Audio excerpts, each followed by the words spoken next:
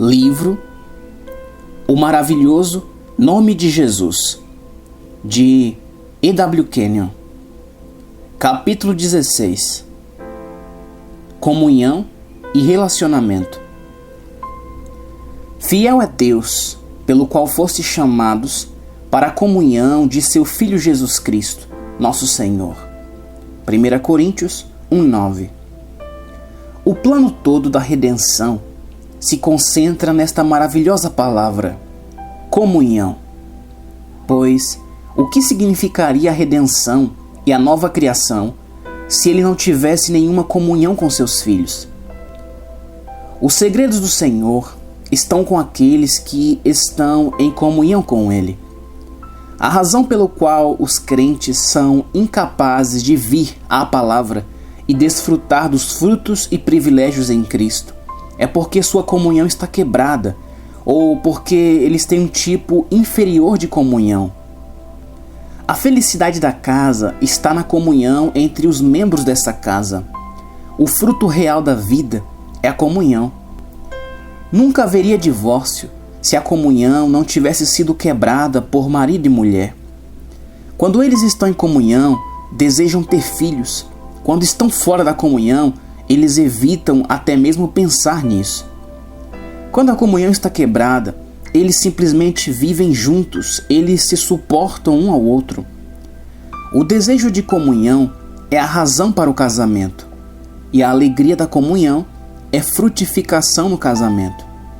Quando alguém nasce de novo e se torna uma nova criação, a maior alegria que o espírito possa conhecer provém de sua comunhão com o Pai, com Jesus e com a palavra.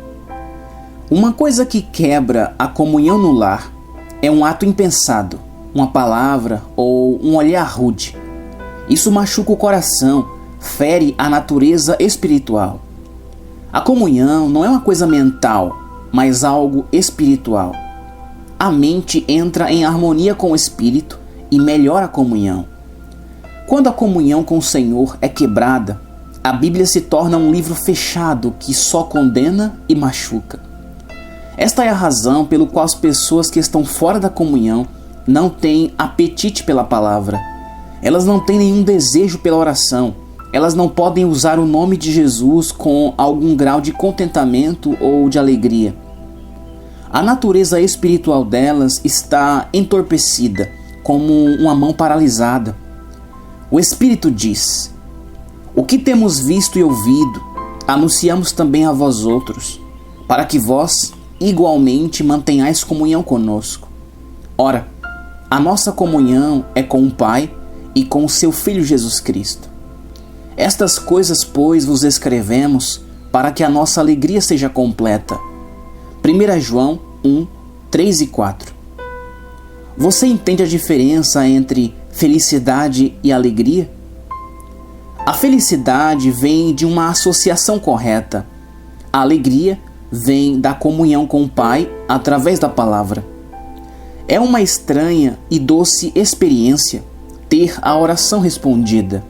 Saber que, no nome de Jesus, você pode expulsar demônios, libertar os homens. Você pode trazer alegria ao coração do Pai e ao seu próprio coração. Se dissermos que mantemos comunhão com Ele e andarmos nas trevas, mentimos e não praticamos a verdade. Se, porém, andarmos na luz, como Ele está na luz, mantemos comunhão uns com os outros, e o sangue de Jesus, seu Filho, nos purifica de todo pecado. Nossa comunhão é tripla, com o Pai, com a palavra e uns com os outros. Também eu poderia acrescentar com nós mesmos. Quando sua comunhão é quebrada, você sabe que perdeu alguma coisa. Você briga com sua própria mente e se acusa de ter feito algo que a quebrou e o privou de sua alegria.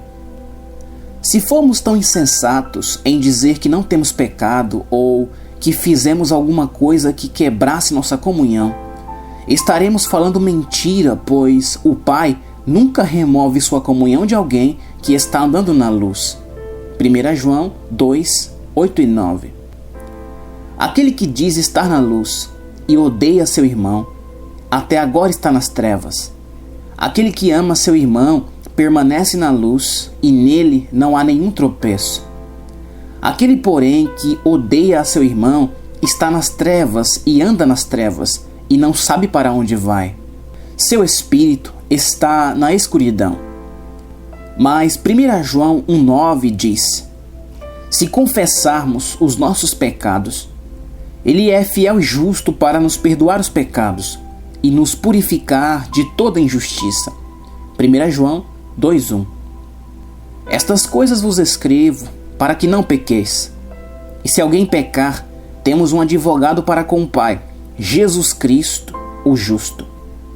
No momento em que você quebra a comunhão, você deve dizer: Pai, no nome de Jesus, me perdoe. E o seu advogado, assentado à destra do Pai, assume o seu caso e restaura a sua comunhão quebrada. Não é seguro estar fora da comunhão por um momento, pois quando você está fora da comunhão, está em comunhão com Satanás sem proteção. Você vê que está nas trevas e não pode tomar decisões sábias, não pode obter a vontade de Deus. Você nunca será guiado a falsos ensinos enquanto estiver em comunhão com Ele. Quando você quebra sua comunhão, isso não significa que você quebrou o seu relacionamento. Você ainda é seu filho. Somente Ele pode quebrar seu relacionamento. Somente você pode quebrar sua comunhão. É de vital importância que você conheça esta lição e ande à sua luz, pois você nunca sabe quando precisará da capacidade de se aproximar do Pai sem temor, por si mesmo ou por algum ente amado. Assim, ande na luz como Ele está na luz. Ninguém pode usar o nome enquanto está fora da comunhão. É vitalmente importante que se mantenha na mais completa comunhão em todo momento. Capítulo 17. Nossa iniciativa espiritual na oração. O empecilho para nossa iniciativa espiritual em oração provém da negligência em ler e se alimentar da palavra. Isso é uma evidência de um tipo inferior de comunhão espiritual. Quando perdemos nossa iniciativa espiritual, perdemos algo que nos levaria à vitória em situações difíceis. É tempo então de nos entregarmos ao estudo da palavra. É o estudo pessoal da palavra que conta. Sempre que sua fé perde sua agressividade, os sentidos predominam. Sempre que as coisas espirituais assumem o segundo lugar, é uma evidência de que as realidades das coisas divinas estão sendo perdidas, de que o conhecimento que vem pelos sentidos está vagarosamente, porém firmemente, conseguindo obter o domínio. Ele domina nas encruzilhadas, entre aspas, onde é necessário que tenhamos um discernimento espiritual aguçado. Não podemos ter uma atitude negativa para com a palavra. Nós assentimos mentalmente a palavra, ao invés de agir sobre ela. Essa audácia santa é perdida. O coração não estará dizendo: hoje posso fazer todas as coisas nele. Quando a iniciativa espiritual fica fraca, você nunca ouvirá alguém dizer: maior é aquele que está em mim do que as forças que me cercam. Isso acontece quando as grandes coisas das Escrituras são vistas como doutrinas em vez de realidade. Quando as opiniões dos homens são colocadas acima da palavra de Deus. Disso crescerá um complexo de inferioridade na esfera espiritual. Sempre que seu coração perde sua ousadia para com o Senhor, sua intrepidez em agir na palavra, você estará em perigo. A vida de oração perdeu sua realidade e as coisas dos sentidos tomaram seu lugar. Você vê que esta é uma doença espiritual real. Agora, o corpo se torna indefeso. A mente, onde a doença e o medo crescem e amadurecem, está sob domínio de um poder exterior e você está numa condição perigosa. A cura é voltar para a palavra novamente, entregando-se a ela, resolutamente tomando seu lugar. Recuse-se a desistir de sua confissão. Sua responsabilidade. Temos visto as possibilidades maravilhosas que pertencem ao crente, que conhece a autoridade e o poder que estão investidos no nome de Jesus. E esse conhecimento leva consigo uma responsabilidade que não pode ser ignorada. Você nunca mais poderá ser o mesmo tipo de crente que você foi no passado. Você percebeu de relance o que poderia fazer se ousasse usar a autoridade que agora pertence a você, porque no momento em que você foi recriado, este nome se tornou seu. Isso lhe dá uma oportunidade de ajudar aqueles que estão ao seu redor. A maioria dentre nós foi educado de forma a cortejar nossas fraquezas e falhas e a pensar sobre nossa falta de capacidade. Mas há pessoas doentes e necessitadas que poderiam ser ajudadas por meio desse nome. Há aqueles que estão presos por hábitos a quem Satanás governa com uma mão impiedosa, que poderiam ficar livres se você assumisse o seu lugar. Eu quero que você note a distinção entre João 14, 13 e 14 e João 16, 23 e 24. E tudo quanto pedirdes em meu nome, eu farei, para que o Pai seja glorificado no Filho. Se pedirdes alguma coisa em meu nome, eu o farei. Com isso, vejamos Marcos 16, do 17 ao 20. Quem crer e for batizado será salvo, mas quem não crer será condenado. E estes sinais seguirão aos que crerem. Em meu nome expulsarão demônios, falarão novas línguas, pegarão nas serpentes, e se beberem alguma coisa mortífera, não lhes fará dano algum. E imporão as mãos sobre os enfermos e os curarão. Ora, o Senhor, depois de teres falado, foi recebido no céu e assentou-se à direita de Deus. E eles, tendo partido, pregaram por todas as partes, cooperando com eles o Senhor e confirmando a palavra com os sinais que se seguiram. Note cuidadosamente que esta escritura difere de João 16, 23 e 24, onde Jesus diz: E naquele dia nada me perguntareis. Na verdade vos digo que tudo quanto pedides ao meu Pai em meu nome, ele vo-lo há de dar. Até agora nada pedistes em meu nome. Pedi e recebereis, para que a vossa alegria se cumpra.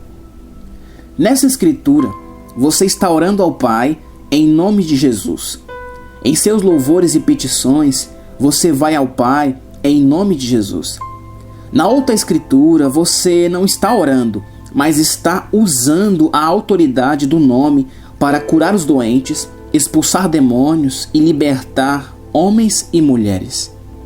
Atos 3, do 1 ao 10, ilustra isto. Pedro não orou quando disse ao homem impotente: Em nome de Jesus Cristo, o Nazareno, levanta-te e anda. Não há nenhum registro deles orando pelos doentes no livro de Atos. Eles simplesmente impunham as mãos sobre eles, mandavam que o adversário saísse e que o doente se levantasse e andasse. Em Marcos 16, você pode ver que, desde o momento em que um homem nasce de novo, espera-se que ele comece a usar esse nome. Você impõe suas mãos sobre o doente e diz: Doença, deixe esse corpo. Outro fato surpreendente era que o nome era amplamente usado na cura de homens e mulheres não crentes.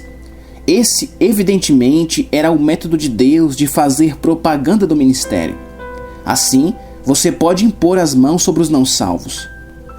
Quando você percebe que essa autoridade foi dada aos membros individuais do corpo de Cristo e não ao ministério exclusivamente, isso coloca a responsabilidade justamente sobre cada crente. Você não é somente um membro desse corpo, mas se tornou um membro responsável. Outro fato significativo é que as palavras fé ou crer não ocorrem nessas passagens de escrituras do Evangelho de João. É evidente que o crente tinha o direito legal ao uso do nome e que usar a habilidade que Deus havia dado não era um problema de fé, mas de obediência. Últimas palavras. Você acabou de ler este livro extraordinário. Muitos pensam que ele é uma das mais notáveis mensagens que foi dada à igreja no século XX. Qual é a sua responsabilidade depois de tê-lo lido? Você deveria ajudar-nos a passar essa mensagem aos homens e mulheres que tão desesperadamente precisam dela. Este livro mudou a vida de oração e o pensamento de centenas de milhares de pessoas. Disse que as primeiras 10.000 cópias tenham mudado a vida de oração de toda a costa do Pacífico, onde quer que esta verdade tenha ido. Seria possível que você convidasse algum de seus amigos para sua casa e começasse um estudo bíblico, seguindo este livro e lendo-o cuidadosamente com sua Bíblia às mãos? Você também deveria lê-lo juntamente com meus outros livros.